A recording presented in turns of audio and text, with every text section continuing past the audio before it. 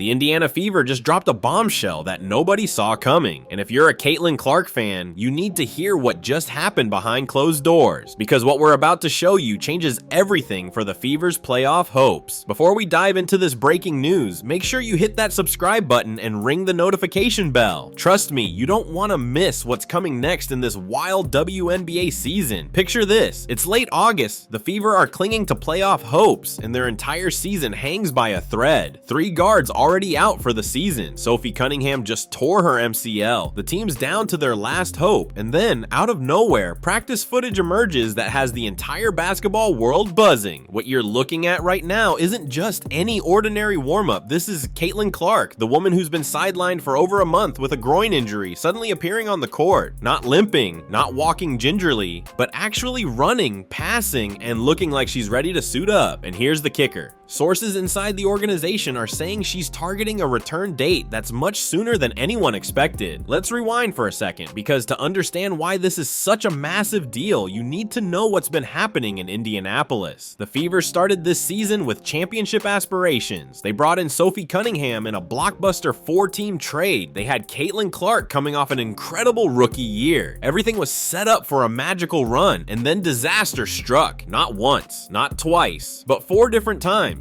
First, it was the quad injury in training camp. Clark missed the preseason opener, and everyone thought it was just precautionary. No big deal, right? Wrong. That was just the beginning of what would become the most injury-plagued season in recent WNBA history for a star player. Then came the left quad strain in May. 5 games gone. Just like that. The Fever had to scramble, bringing in emergency hardship players just to field a team. But Clark's a fighter. She came back against the Liberty and dropped 32 points, 9 assists, and 8 rebounds. For a moment, it looked like everything was back on track. She was hitting threes from the logo, threading passes through traffic, and reminding everyone why she's must-see TV. The ratings were through the roof, attendance was breaking records, and then July 15th happened. With 30 seconds left against Connecticut, Clark felt that familiar twinge. This time it was the right groin, and this time it was serious. She hasn't played since. That's over a month of games missed. Over a month of the Fever trying to survive without their superstar. And here's where it gets really interesting. You'd think a team would completely collapse without their best player, especially when she's missed over 60% of the season. But something remarkable happened in Indianapolis.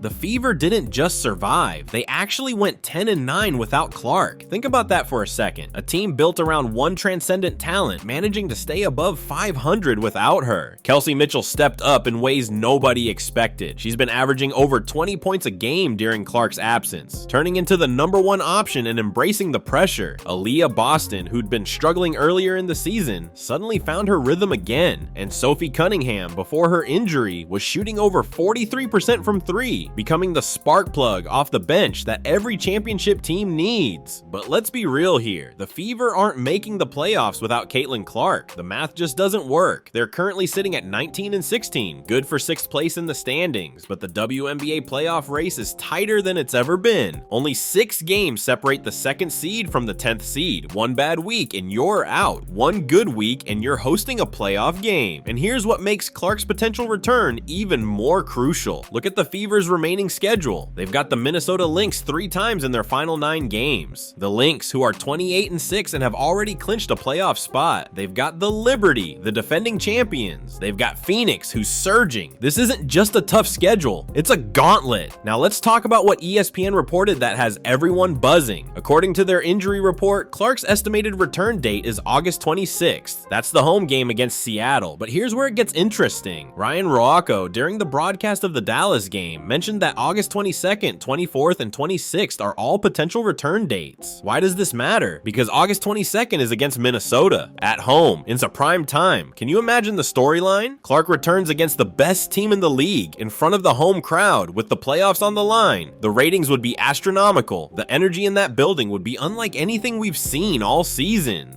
But Stephanie White, the Fever's head coach, is being cautious. And she should be. You remember, Clark tried to come back too quickly from her last groin injury and ended up making it worse. This time, White says they're going to make sure Clark gets multiple practices under her belt before she returns. No rushing, no taking chances. The long-term health is the priority. Here's what Natasha Howard posted on social media that has everyone talking. After the Fever beat Chicago without any natural point guards on the roster, Howard wrote, and I quote, "We will always fight for each other, but this fight is a little different with our girls out the lineup. Win or lose, just know we are fighting to the end for Sid, Cece, and Ari. See you soon, Cece. That last line, see you soon, that's not something you say if someone's out for the season. That's something you say when you know a return is imminent. And let's talk about what Clark's been doing during her recovery. She hasn't just been sitting on the bench. She's been at every home game, cheering on her teammates. She's been in the gym, working on her conditioning. Sources say she's been doing full court running, individual workouts, and gradually increasing her workload. This isn't someone who's given up on the season. This is someone preparing for a comeback. But here's the reality check. Even if Clark comes back, the Fever face an uphill battle. They've lost Sophie Cunningham for the season with a torn MCL. That happened just last Sunday against Connecticut. Cunningham was having a career year, shooting over 43% from three and becoming a fan favorite with her tough, gritty play. Losing her is a massive blow. Then there's Ari McDonald, broken foot, out for the season. Sydney Colson, torn ACL, out for the season. The Fever have had to sign emergency hardship players just to field a team. They brought in Odyssey Sims, who's been solid, averaging 5 points and nearly 3 assists in limited action. They signed Shea Petty to another hardship deal, but these are band-aids on a bullet wound. The question everyone's asking is this: can Clark come back and immediately be the player she was before the injury? Because that's what the Fever need. They don't need 70% Caitlin Clark. They don't need her to ease back in. They need the player who was averaging 16.5 points and nearly 9 assists. They need the player who can hit threes from 35 feet and thread passes that nobody else sees. History isn't on their side. Players coming back from groin injuries typically need time to find their rhythm. The lateral movement isn't quite there. The explosiveness takes time to return. And in a league as competitive as the WNBA, where every possession matters, being even slightly off can be the difference between winning and losing. But if there's one thing we've learned about Caitlin Clark, it's that she doesn't care about history. This is the same player who broke countless records at Iowa, the same player who had the best rookie season in WNBA history, the same player who turned the Fever from an afterthought into must-see TV. When everyone said she couldn't handle the physicality of the WNBA, she proved them wrong. When they said the three-point line was too far, she made it look easy. And here's something else to consider. The Fever have actually been playing better defense without Clark. I know that sounds crazy, but the numbers don't lie. They've been forcing more turnovers, contesting more shots, and making teams work for every bucket. Maybe it's because they know they can't outscore teams without their offensive engine. Maybe it's because they've had to band together and play team basketball. Whatever the reason, it's working. But defense only gets you so far. In the playoffs, when games slow down and every possession becomes a half-court battle, you need someone who can create their own shot. You need someone who can break down a defense and find the open player. You need Caitlin Clark. Let's talk about what her return would mean for the other players. Kelsey Mitchell has been carrying an enormous load. She's been the primary ball handler, the leading scorer, and the player teams are game planning for. With Clark back, Mitchell can slide back to her natural shooting guard position. She can come off screens, spot up for threes, and attack closeouts. That's when she's at her best. Aaliyah Boston would benefit even more. Clark's ability to draw double teams and find the open player is exactly what Boston needs. She's struggled to get good looks in the post without a true point guard. With Clark back, suddenly those entry passes are there. Those pick and roll opportunities open up. Boston could easily average a double-double for the rest of the season with Clark feeding her. And don't forget about Lexi Hull. She's been playing the best basketball of her career lately, but imagine what she could do with Clark setting her up. Hull's a knockdown shooter when she gets clean looks. Clark specializes in creating those looks for her teammates. The ripple effect would be enormous. Teams couldn't pack the paint anymore because Clark would punish them from deep. They couldn't play zone because she'd pick it apart with her passing. They'd have to respect every player on the court because Clark makes everyone better. But here's the million-dollar question. Is it too late? Even if Clark comes back for the August 26th game against Seattle, that only gives her 8 games to get ready for the playoffs. 8 games to find her rhythm, rebuild chemistry with her teammates, and get her conditioning back to elite level. That's not a lot of time. The Fever's margin for error is basically 0. They're currently in 6th place, but Phoenix is right behind them at 18 and 17. Las Vegas is surging, having won 7 of their last 10. Seattle's only 2 games back. One bad stretch and the Fever could find themselves on the outside looking in. And even if they make the playoffs, they'd likely face Minnesota or New York in the first round. Those are the 2 best teams in the league. Both have championship aspirations. Both have multiple all-stars. The Fever would be massive underdogs, even with a healthy Clark. But you know what? That might be exactly what this team needs. No pressure, no expectations, just a group of fighters who've been through everything together. They've dealt with more adversity in one season than most teams face in 5 years. They've had to completely reimagine their identity multiple times. They've proven they can win without their best player. Now imagine if they get her back. The energy in Indianapolis would be electric. The crowd at Gainbridge Fieldhouse has been incredible all season, but Clark's return would take it to another level. Every game would feel like a playoff game. Every possession would matter, and that's the kind of environment where special things happen. Look, I'm not saying the Fever are gonna win the championship. That would be unrealistic, but making the playoffs after everything they've been through, having Clark back for a playoff run, that would be a victory in itself. It would set them up perfectly for next season when hopefully everyone's healthy. And speaking of next season, this injury-plagued year might actually be a blessing in disguise. The Fever have discovered they have more depth than anyone realized. Players like Mitchell and Hull have proven they can be legitimate contributors on a winning team. The defense has improved dramatically. The team chemistry is stronger than ever. When you add a healthy Clark to that foundation, watch out. This could be the beginning of something special in Indianapolis, a team that's been through the fire together, that knows how to win in different ways, that isn't solely dependent on one player. That's a dangerous team. But first things first, Clark needs to get healthy. She needs to return at the right time when she's truly ready. No rushing, no taking unnecessary risks. The Fever have fought too hard to throw it away now. So what happens next? All eyes are on August 26th. If Clark's on the court warming up before that Seattle game, the basketball world will be watching. If she checks into the game, social media will explode. And if she hits a 3 from the logo, well, that's when we'll know the Caitlin Clark show is officially back. The Fever's playoff hopes are hanging by a thread, but as long as that thread exists, there's hope. And in the WNBA, sometimes hope is all you need. One hot streak, one incredible performance, one moment of magic. That could be the difference between going home and making a playoff run nobody sees coming. Whatever happens, this season has already been unforgettable. The injuries, the comebacks, the resilience, it's been a roller coaster that nobody could have predicted. And it's not over yet, not by a long shot. Make sure you subscribe to the channel for daily WNBA updates. Hit that like button if you think Clark's coming back this season, and drop a comment below with your prediction for when she'll return. Until next time, this is your home for everything WNBA. Peace out.